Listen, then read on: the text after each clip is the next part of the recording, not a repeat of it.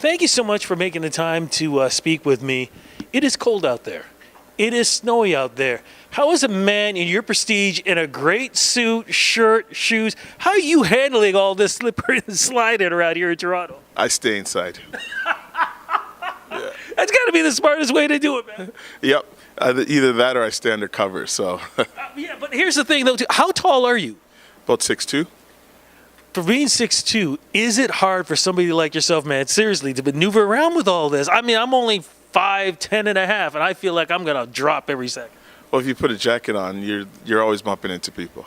Yeah. That's the secret to all this. But there's another secret too, man, that we're going to get into, and you're going to have the answer for me too, is the great music that you're doing, what you're bringing to this culture, and especially during Black History Month, man. I got to say congratulations on your musical success, man. When you think about yourself as being a role model, do you think about that, or do you even realize that? I don't think about that. That probably adds more pressure than I'd like. I just think about, I'm happy to be able to be in a position to just do what I'm doing. Yeah, well, you're definitely doing that. Look, and as we speak too, you have a show tonight, right? Yeah, I have a show tonight at the Horseshoe. What's the show going to be like?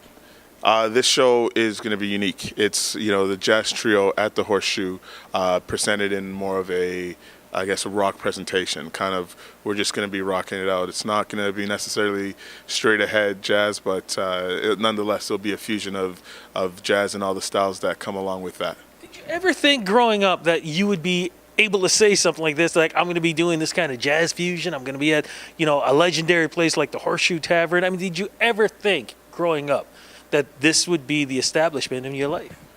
I think growing up, I would have just been happy to have been playing. So, I've already exceeded all of those expectations. You definitely have, and there's an album that we're going to be talking about, a re-release album that we're going to talk about in a moment. But I want to talk about really and how this all began for you, the love of music, where it started from, and, of course, growing up, where you grew up.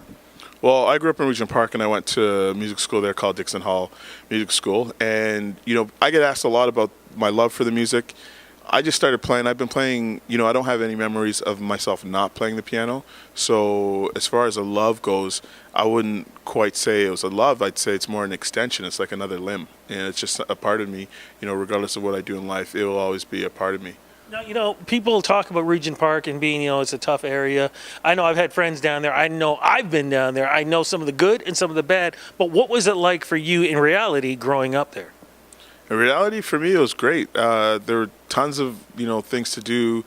I was always playing, like for me, I was very athletic, so I played not only doing music, but I was always playing, on the basketball team at school, but I also played basketball leagues at the community center.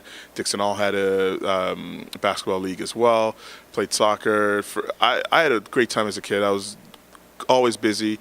My parents were really strict, so I did everything I could to stay out of the house. That worked, and definitely worked. But the part with music and piano and jazz, when did that all start to really? I mean, you talk about school, whatever, but I mean, who were you listening to? What was influencing you?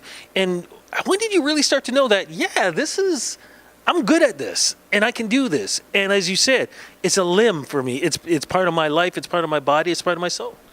Yeah, for me, the realization that I could do it wasn't, came a lot later. Again, it's always something I've been doing.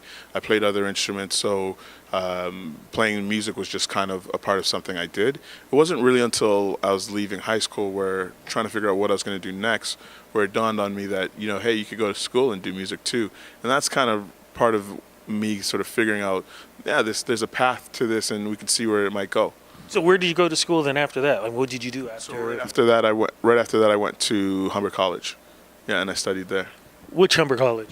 Humber College in Toronto. No, I mean, there's different ones. At Lakeshore. The music program's at Lakeshore. Okay. I am north. I went to Humber back over in the north side. That's why I had to ask you which one. But hey, look, Humber forever, my friend. Yeah, Humber forever. What did the school do for you? And what do you think how they helped really hone down your skills? I think Humber was a great environment. You're always playing. There's tons of kids who are just butting at the bit to kind of get out there and do their thing. And so what was great was there was, again, with the playing, there was also playing inside school and outside school. So somebody had a gig, you had a gig. It was just nonstop playing. So, which was probably, I think, for me, my biggest memory about being at Humber was just the opportunity to always be doing something, and which is great because I was always doing something. But you can't stay in school forever. So after Humber, what happened next? So after Humber, continued playing, was teaching a little bit, and then I actually go back to school, and I went to Berkeley in Boston, again, I had a blast there. Berkeley was kind of like Humber on steroids. It was, a bigger program, more kids from a wider range of backgrounds, and I had a blast. After that, I went to Greece and did some more music there. After I'd done a semester, fell in love with the country and maybe some other things, and then now back in the city, it's just been a continuation of everything else that I've been doing and kind of putting it all together. What's the jazz community like for you being involved in this? I mean, I have to assume that you start to run into people who are legends, and now you're just like, hey, how's it going? Well, the jazz scene's cool. There's a lot to kind of look up to. There's a lot of people who are playing. There are a lot of people who are traveling. There are a lot of people who are putting out albums. There's people who are on, Grammy-nominated artists, both in, there's just straight-up jazz categories and Latin jazz categories, and obviously Junos.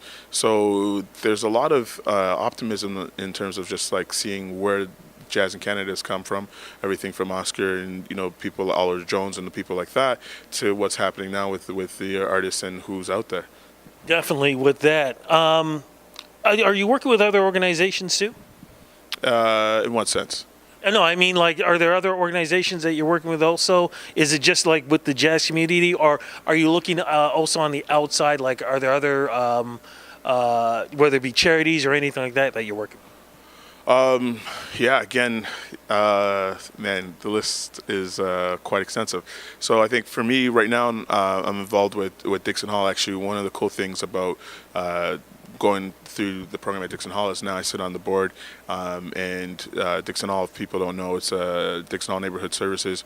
We do quite a bit of things. We have 2 homeless shelters. We run 17 out of the cold programs, which are sort of emergency shelter programs.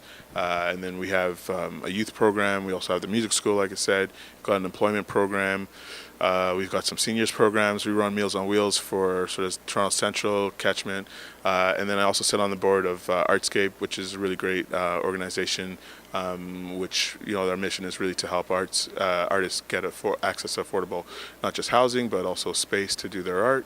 And then I have my own foundation. Along with that, I play with other musicians. I'm playing with a French musician right now, Katsoa. She's great, and drummer named Sarah Thauer. And then, I mean, I could keep going. There's quite a bit. I've been fortunate because, I was asked that question before, and and it was sort of posed as, wow, you're doing so many things. I think for me, it's been great that I've been asked to be a part of so many things, and so I've been fortunate to be able to be in a position to say yes. We got to talk about the music because you had talked to me before we started this recording that you said you're re-releasing an album. Yeah, so this album, actually, I released it independently. And then Entertainment One came on board, liked the album, wanted to do some work, wanted to work on maybe some more music and more albums. And so the decision was made to re-release it and get it out globally, and get it out to an audience that I wasn't able to just on my own. I was going to say, because I want to talk about the album, but E1 Entertainment, how did you get involved with them? So Chris Taylor, who's the president, has been a great friend of mine, and my relationship with him is very similar to a relationship I've had with many people, where I've sort of worked with them on things sort of outside of music. So Chris has been a big supporter of Dixon Hall and the music programs that I went to, and so we've known each other for years.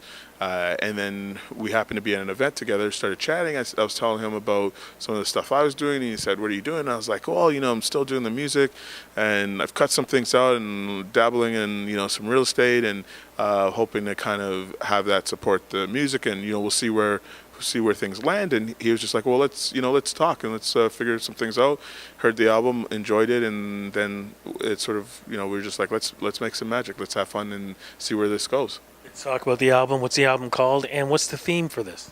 The album's called A New Standard, and it is basically just a collection of what I would call sort of my standards of arsenal of music that I have in my bag. So everything from the old standards, the things that people are used to as hearing and recognizing as standards, to everything now, which is influences of pop and rock. There's some Radiohead, some Bob Dylan, and everything up to Robert Glasper. So it's just a big array of music, which for me is culminated to this is like my new standard of music that I'm playing. Is it hard to combine the two to really make sure that it does come across not just artistic, but of course people want to hear this?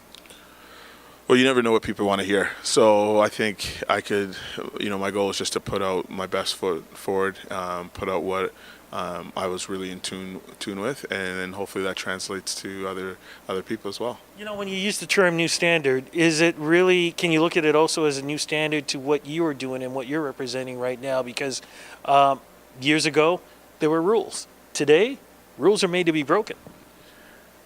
I think people are always sort of playing within those boundaries of what is jazz, what isn't jazz, and I'm in a place where I don't touch that conversation. I think I'm just putting out the music that speaks to me the most, and then we'll see where that lands. You know what? You may not touch it, but I think you do through your music without even having to say it. So to hear more of that, any more shows are going to be happening throughout 2018 for you? Yeah, the trio's at the Rex in March. We're there every Tuesday, 6:30 to 8:30. So come on out, and it should be fun. And it's going to be, we've got 4 shows, but they're all going to be different with different guests and different styles, and just exploring the music. Fantastic. Website, Twitter, all that stuff. Where do we go to follow you? Egbo Music, and you'll find me on the Twitter, on the Instagram, on the Facebook. I like that, on the Facebook. You saw the movie. Yeah. My friend, thank you so much. But like I said, man, thank you for the great music. I appreciate it. Thanks for having me.